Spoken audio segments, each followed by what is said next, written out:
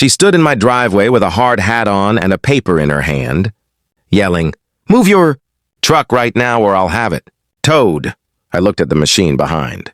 Her a giant drilling rig, tearing into my front yard like it owned the place. Dirt was flying everywhere. My fence was already down. I said, "This is my land."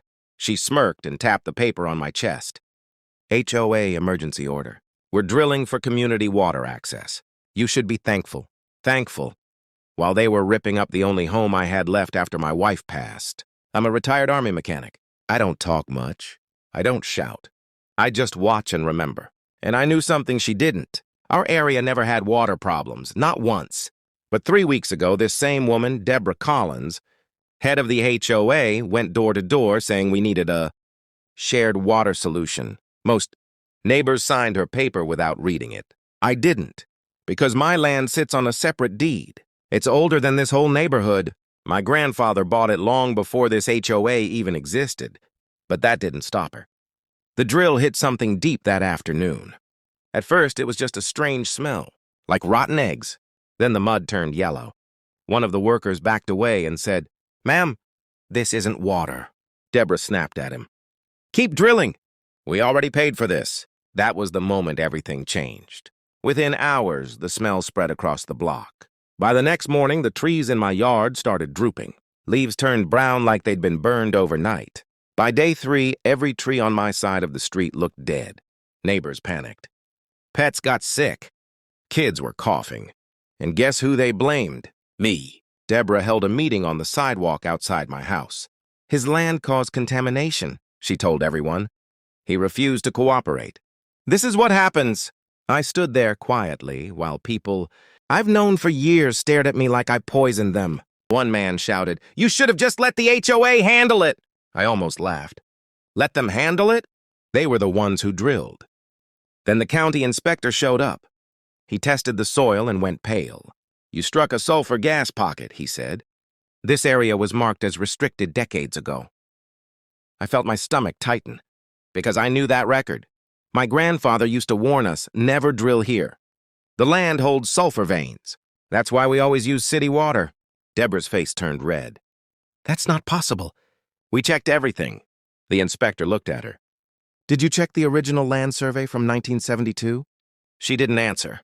That survey was in my safe, along with something else she never expected. And as the smell got worse and more trees started dying across the entire block, she tried one last move. She called the police and told them I illegally sabotaged the drilling equipment. When the squad car pulled up and the officer stepped out, Deborah pointed at me and screamed, "Arrest him! He destroyed HOA property." The officer looked at the rig, looked at the dead trees, then looked at me. And I calmly said, "Before you put cuffs on me, you might want to see who actually owns this entire mineral line under your feet." The officer paused. "What mineral line?" Deborah jumped in fast. "He's lying. He's trying to scare you. The HOA approved this project." I walked toward my garage slowly, every eye on me. I could feel the neighbors whispering, some angry, some confused.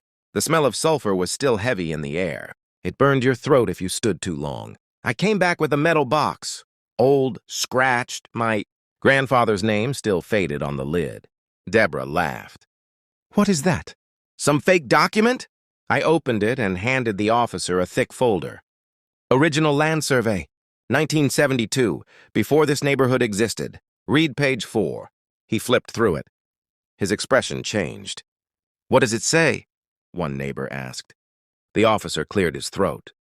"This property includes protected mineral rights extending across this section of land, including the underground sulfur vein." Dead silence. Deborah's smile disappeared. "That doesn't matter. The HOA controls shared development." I looked at her. "You control fences and paint colors, not what's under my land." That's when the second patrol car arrived. And this time, it wasn't just a regular officer stepping out. It was county environmental enforcement. One of the agents walked straight to the drilling site and shook his head. "Who authorized excavation without a hazardous soil test?" Deborah pointed at me again. "He refused access. He caused this." The agent didn't even look at her. "Ma'am, this sulfur pocket was marked restricted decades ago after a failed drilling attempt. Whoever ignored that file is responsible for environmental damage. Neighbors started stepping back from her. One of the workers finally spoke up. She told us to keep drilling even after we smelled gas. Deborah snapped at him. Be quiet! But it was too late. The agent turned to me. Sir, did you give them permission to drill? No, I said calmly. I told them to stop. They tore down my fence anyway. The first officer looked at Deborah. Did you enter his property without written consent? She hesitated. That hesitation said everything. And then came the twist she never saw coming. The environmental agent pulled out a tablet. Because of the sulfur release, the entire block may qualify for federal contamination review. People gasped. What does that mean? Someone asked. It means, he said slowly, property values could freeze. No sales, no refinancing, until investigation is complete. Now the neighbors weren't looking at me anymore. They were staring at her. You said this would increase our property value, one woman shouted. Deborah's voice cracked. This is temporary. He's exaggerating. I finally spoke loud enough for everyone to hear. You drilled into protected land without consent and ignored a hazard warning. And now the whole area is paying for it. She looked at me with pure hate. You think you've won? I didn't smile. I didn't need to, because I hadn't even shown them the footage yet. Above my garage door, a small black security camera blinked quietly, and it had recorded everything, including the moment she told the workers, if he complains, we'll say he gave verbal approval. The environmental agent's radio buzzed. Then he looked at Deborah and said something that made her face go pale. Ma'am, are you aware that impersonating a county authorization stamp is a felony? Her mouth opened, but no words came out. What do you mean, felony? She whispered. The agent turned the tablet toward her. This approval form you submitted to the drilling company, the county seal is fake. Neighbors started murmuring louder now. Someone actually pulled out their phone and began recording. Deborah shook her head fast. That's not fake. I received that by email. From who? The agent asked. She hesitated again. That silence was louder than anything she could have said. I walked back toward my garage and unplugged the security camera system. I handed the small hard drive to the first officer. Everything from the last 48 hours is on there. Audio included. Deborah's eyes snapped toward me. You recorded me without consent? This is my property, I said calmly. And you were standing on it. The officer connected the device to his laptop inside the patrol car. We all stood there waiting, the smell of sulfur still hanging in the air, dead leaves falling from trees that were green just days ago. Then her voice came through the speaker. Clear, sharp. If he complains, we'll say he gave verbal approval. The HOA board will back me. A neighbor covered her mouth.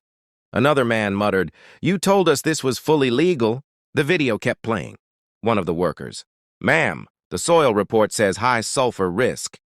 Her voice again. Ignore it. We need results before the next board election. That was it. The officer stepped out of the car slowly. Ma'am, turn around. Deborah actually laughed. This is ridiculous. You can't arrest the HOA president. The environmental agent replied quietly. Watch us. As they placed cuffs on her wrists, she looked at me like I had ruined her life. But she wasn't done trying. This isn't over, she shouted while they walked her to the car. You'll be sued for this. The neighborhood will turn on you. I didn't respond. Because right then, another county truck pulled up, and this one made my stomach tighten. The official stepped out holding a bright orange notice. He looked at the dead trees, the drilling site, the spreading contamination. Then he said the words nobody expected. Due to hazardous gas exposure, this entire section may be temporarily evacuated. Gasps filled the street. What? A woman cried. We can't leave, the official continued, until we determine the spread level. Residents within a 2-block radius may need to relocate. 2 blocks. That included my house. One neighbor turned to me angrily. This happened on your land. I looked at him and said quietly, No, it happened because someone thought they owned it. But as I stood there watching Deborah's patrol car drive away, I realized something. If they declared this zone unstable, the county could force temporary control over the land, including mine, and buried in that 1972 survey was a clause most people would never understand. A clause about federal mineral oversight. If activated, I wouldn't just lose my front yard. I could lose control of everything under it, and someone in that county truck was already making a phone call about it. The man in the county jacket stepped aside and lowered his voice, but I still heard one sentence clearly. Yeah, it's the 1972 Sulfur tract. My chest tightened. He walked back toward us with a different look now. Not panic, not anger, calculation. Sir, he said to me, I need a copy of your mineral deed. Deborah was already in the back of the patrol car, but she leaned toward the window bars and smiled when she heard that. See, that smile said everything. I went inside and brought the full deed file this time. Not just the survey, the real papers. The ones my grandfather told me to protect no matter what. The county official read quietly for almost a full minute. Then he looked at me. You're aware this land falls under the Federal Mineral Protection Act once contamination reaches a certain level? I'm aware, I said. A neighbor snapped. What does that even mean? The official answered. It means if the sulfur release spreads beyond surface level, the federal government can step in and temporarily assume control of the underground rights. There it was. Exactly what I was afraid of. Deborah laughed from the patrol car. So he loses too. But she didn't know the full clause. The official kept reading. His eyebrows slowly lifted. That's strange. What? I asked. This deed includes a grandfathered exemption. Now the neighbors were quiet again. He read out loud. In the event of unauthorized drilling by a third party that triggers contamination, liability transfers fully to the initiating organization, and federal seizure does not apply to the original mineral holder. Silence. The wind moved through dead branches that used to be green. The official looked up at me. Did you know about this? I nodded slowly. My grandfather added that after the first drilling, company tried to cut corners in '72. One neighbor whispered, so he doesn't lose anything? The official shook his head. Not only does he not lose control, the HOA is financially liable for environmental restoration, including tree replacement across affected properties. Every head turned toward the patrol car. Deborah's face drained of color. You're saying, one man stuttered, the HOA has to pay for all of this? The environmental agent answered, yes. And since the president authorized the drilling personally, she may carry criminal and civil liability. A woman who had blamed me earlier slowly stepped closer. You tried to stop them, didn't you? I told them to get off my land, I said quietly. Another twist hit seconds later. One of the drilling workers, still standing near the machine, cleared his throat. There's something else. Everyone looked at him. We weren't hired by the HOA directly. We were subcontracted by a private development group. What group? The officer asked. He swallowed. Collins Property Expansion, LLC. My eyes slowly moved to Deborah in the patrol car. Collins. Her last name. The environmental agent's jaw tightened. Ma'am, were you attempting to prove underground water access to increase development zoning value? She started shaking her head too fast. No, that's not. The worker interrupted. She said if we found water, she could reclassify this block for mixed-use housing. Mixed-use housing. That means apartments, retail, commercial zoning. The whole neighborhood could have been flipped, and she would have controlled the permits. One neighbor exploded. You were trying to turn our homes into a business project? Deborah screamed from inside the car. I was increasing property value! I looked at her calmly and said the one line I knew would stay with everyone there. You didn't drill for water. You drilled for control. No one spoke after that. The county official closed the deed file and handed it back to me carefully. Sir, your land is protected. But this investigation just became much bigger. Bigger how? He looked down the street. Because at the end of the block, 3 black SUVs had just turned the corner. And those were not county vehicles. And the story.